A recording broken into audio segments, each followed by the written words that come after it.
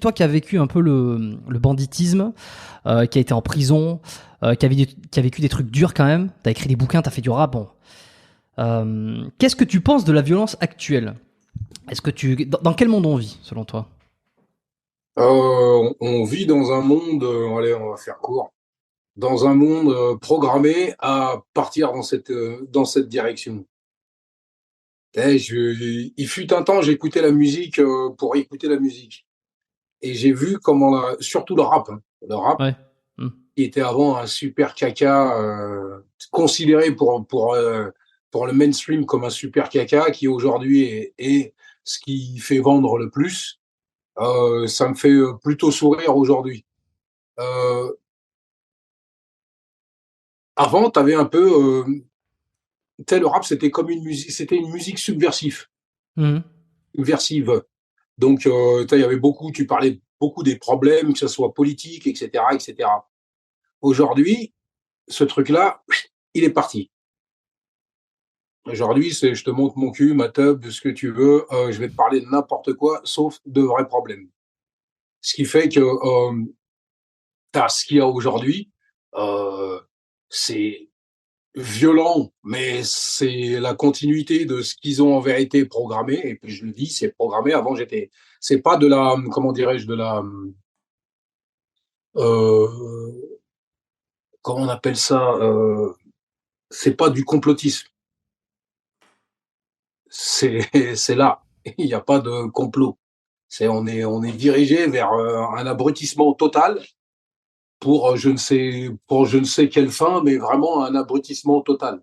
Ça commence déjà par l'école, là. Tu vois, en vérité, les mômes comme Isaac, t'as mal au derche, c'est pas la peine. Quand tu as un vocabulaire qui est basé seulement sur des téléphones, tu sais que si tu vires un mot pour mettre que des initiales, il y a un moment, tu vas pas aller très loin avec le délire. Euh, Tu vois, en vérité, j'ai à peu près soit la chance ou soit la malchance d'avoir 57 berges. Ça fait un peu La réac chance, la comment je chance. jacque, ça fait un peu réac comment je jacque, mais avant c'était violent, mais il y avait, comment dirais-je, socialement, il y avait un truc où, je vais essayer de bien m'expliquer, c'est, avant tu avais un meurtre, il n'était pas forcément relayé à la télévision. Si par exemple, je ne sais pas où tu habitais, dans un petit village, on parlait de ce fait divers, hein, dans le journal local. Ça s'arrêtait là. Aujourd'hui, tu meurs à Pithiviers, ça va dans le journal local, ça va plus dans le journal local, ça va à la télévision nationale, et après c'est véhiculé sur toutes les autres chaînes. Alors, il y a le meilleur ou le pire. Ça dépend sur si dans quel côté politique tu te places. Mais d'un fait qui est malheureux, t'en fais après une institution à la télévision et ça devient un truc où ça devient anxiogène. Du moins anxiogène pour ceux qui ont que ça à foutre de regarder des informations. Voilà Hmm. pourquoi, pour moi, la, comment dirais-je, la société, elle est devenue violente. Parce que la société a accepté la violence. Tu sais, là, j'entends des gens qui, ah ouais, la peine de mort. La peine de mort a jamais empêché qui que ce soit de canner qui que ce soit. On regarde les États-Unis, comment ils font. Il y a la peine de mort depuis la nuit des temps. Le mec, il se fait pas chier, il fait un prix de gros. J'en tue 10, comme ça au moins, il n'y a pas de problème. Donc la peine de mort, elle va pas régler le délire. On est dans un truc, on est, que ça soit à la télévision ou où tu veux, on est dans la surenchère. Soit la violence, soit à une morale, si morale existe, dégradante au maximum. Donc, ce qui amène, en vérité, ce qu'il y a. Tu regardes les films aujourd'hui, tu prends John Wick, il y a 600 morts en 2 heures. Alors qu'avant, dans un film, bon, à la rigueur, t'en avais 10, t'avais 8 mecs qui canaient, l'histoire, elle était réglée, à moins que ce soit un film Hmm. de cowboy. Hmm. Ce que je veux dire, là, aujourd'hui, on y va à plein pot, on s'en bat les burnes, c'est parti, c'est parti, c'est parti. Mais, Et il y a, mais Dans le ciné ou dans ce que tu dis là, c'est intéressant, tu vois. Il y a une espèce de banalisation de la tuerie ou d'une certaine forme de violence comme ça. John Wick, c'est vrai que le nombre de morts dans les films, dans les jeux vidéo, c'est presque anecdotique et ça rend la violence ou ça rend la mort comme quelque chose de très banal. Mais uniquement Ouais. dans le virtuel ou en tout cas dans l'artistique, parce que dans la réalité, on sait très bien surtout en Occident que la mort est quelque chose qui fait peur. Je veux dire, si toute philosophie, si tout ce qu'on fait c'est quand même pour s'éloigner d'une certaine part de la mort, c'est que ça fait peur. Donc, Ouais. d'une certaine manière, au quotidien, c'est pas non plus présent, tu vois. C'est-à-dire qu'il y a un truc, on la fout sur l'écran, on la fout sur les écrans, C'est ce que je mais dis. on la met pas dans la réalité. C'est ce que je dis.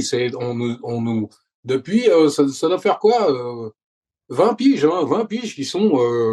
C'est tout doucement, crescendo, tu montes, allez, on balance un maximum d'infos. En plus, c'est de la désintox totale, mais un maximum d'infos pour que tu puisses flipper dans la basse campagne jusqu'à au palais des bourgeois. Et c'est ce qui fait qu'en vérité, la violence, tu la prends aujourd'hui, tu sais, par-dessus l'épaule ou tu joues du violon avec. Mm. C'est le truc qui nous donne à becter aujourd'hui, c'est ça. C'est violent, violent, violent, ou deux, trois morales, ou changement de trois, ou ce qu'il y a aussi, c'est le paradoxe de ce délire, c'est que tu as la violence, mais cette violence, tu peux pas la condamner. Cette C'est-à-dire. violence, aujourd'hui, la violence, parce que ce qu'il y a de plus violent, c'est ce que tu vois. C'est même pas ce que tu vis. Mm. Et le problème, c'est que ça, tu peux pas le condamner. Parce qu'aujourd'hui, si tu ouvres ton clapet, par, par tierce ou tierce raison, on finira par te le fermer. C'est de la violence. Il n'y a plus de contestation. Ce qui fait qu'aujourd'hui, on peut balancer ce qu'on veut. Eh oui, avant, tu avais toujours, que ça soit, je dis pas avant que c'était mieux, c'est on vit avec son temps. Ce temps-là qui est aujourd'hui, il est pas pour la contestation, il est pour une violence qui en vérité est calculée, c'est laissé en roue libre et du jour au lendemain on finira pour nous ramener un truc ultra sécuritaire. Je pense que le délire il est dedans. Tu regardes tout doucement, moi je vois le paysage comment il a changé, que ça soit l'habit du Condé jusqu'au CRS aujourd'hui il ressemble à Robocop. On regarde tout doucement. Et je dis pas qu'il y a eu plus de morts ou il y a eu plus de trucs qu'avant. On est rentré dans une société qui, en vérité, qui va devenir de plus en plus violente. Il y a des lois qui sont de plus en plus violentes et les lois, elles sont plutôt sur l'individu. Mais de ce qu'on voit, la seule violence que l'on voit, c'est sur les écrans. C'est pas dans la vraie vie. On vit pas en Afghanistan, on vit pas en Irak, on vit nulle part. On est plutôt safe en vérité dans le délire. Quand tu fais prorata habitant le nombre d'agressions qu'on a, il n'y a pas tant que ça. Mais, Tu parles en France ouais, spécialement, en pas France. dans le monde. Oui, Non, non, c'est pour ça que je dis, on est en France, on est plutôt sécure, tu vois ce que je veux dire. oui. Et toutes les images qu'on nous balance en vérité, c'est plus qu'anxiogène qu'autre chose. Moi, je connais des mecs qui habitent à Montauban, ils veulent pas venir à Paname parce qu'ils ont l'impression, Paname, c'est que le 93. Tu as l'impression, on revient presque dans les années 30.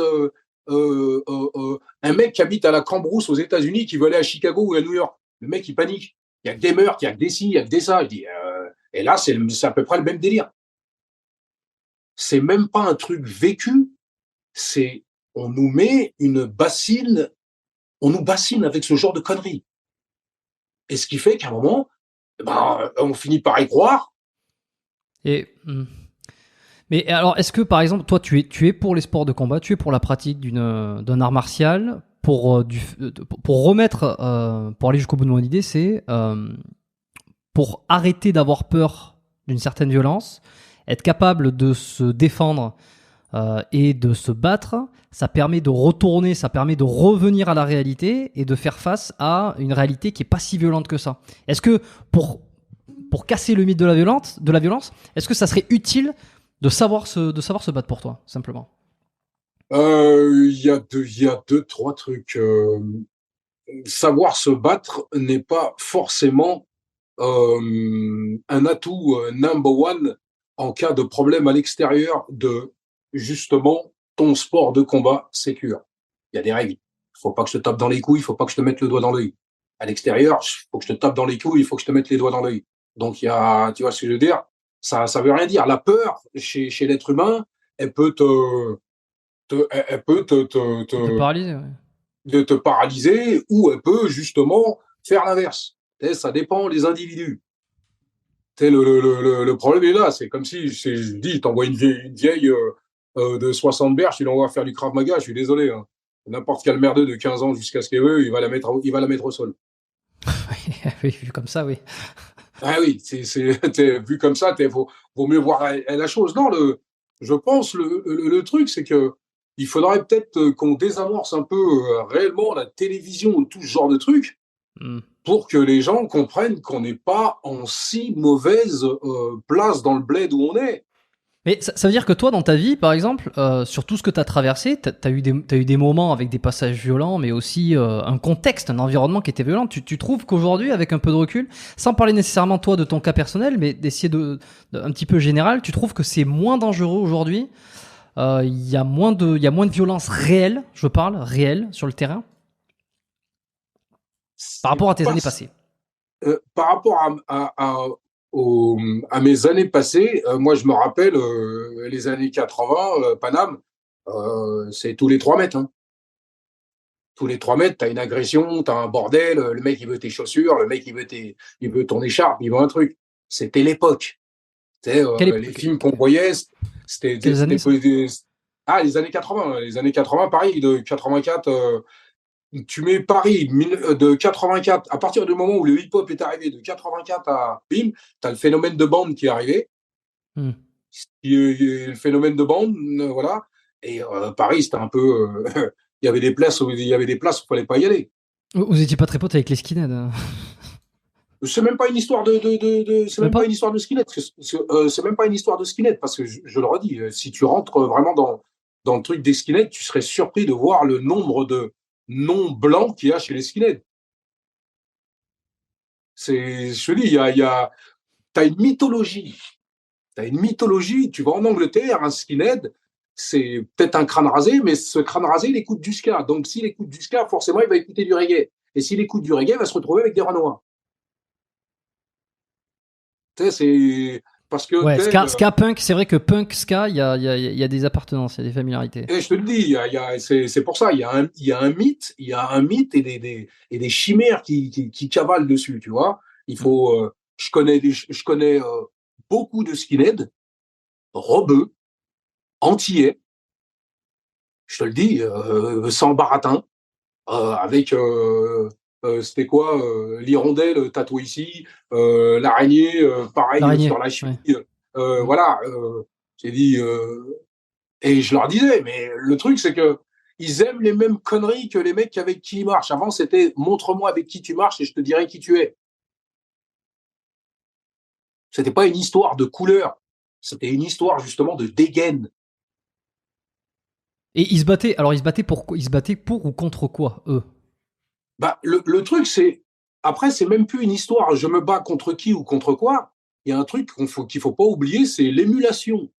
Mm. Si c'est Ouais. ton pote, si c'est ton pote, ben tu vas faire les mêmes conneries que ton pote. Ah, des fois, il y a rien, il y a aucune politique derrière, c'est de l'enrôlement, Ah non, de l'environnement. c'est justement ce que je te dis. Il n'y a pas Ouais, ouais, ouais. après, on est rentré dans une fiction. Ouais, c'est ci, c'est ça. Ouais, ok. Quand je dis c'est ci, c'est ça. Ouais, les mecs ils sont tous blancs. Je vous dis, les mecs ils sont tous blancs. Je connaissais là-dedans des Ashkénazes. J'en connais un paquet à l'intérieur. Dis les mecs. Et pourtant c'est des skinheads. C'est censé être l'inverse du truc, tu vois. Non, c'est qu'il y a un moment, il y a des gens qui sortent de certains quartiers et pour appartenir à un certain groupe, eh ben, faut faire ceci ou faut faire cela, sinon tu t'es rejeté du coin. Et ça va dans toutes les couches de la strate sociale.